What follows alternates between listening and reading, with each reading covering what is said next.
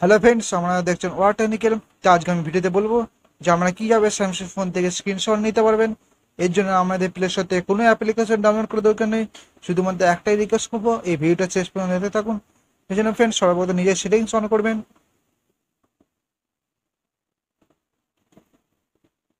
এখানে দেখবেন, এসে দেখবেন অ্যাক্সেসিবিলিটি এই অপশনে যদি থাকে এখানে ক্লিক করবেন। এখানে দেখবেন ইন্টারন্যাশনাল অ্যান্ড ডিস্ট্রিবিউটেড, এখানে ক্লিক করবেন। এখানে এসে দেখবেন অ্যাসিস্ট্যান্ট মেনু এই অপশনে যদি আপনাদের বন্ধ থাকে এটা চালু করে দেবেন। এখানে দেখতে পাচ্ছেন আমার স্ক্রিনশটের চিহ্ন চলে এসছে।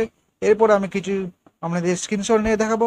সেজন্য ফ্রেন্ডস, এখানে নিজের আমার স্ক্রিনশট নিলাম। স্ক্রিনশট এখানে ক্লিক করবেন। এরপর আমি কিছু গ্যালারিতে ছবি স্ক্রিনশট নেব।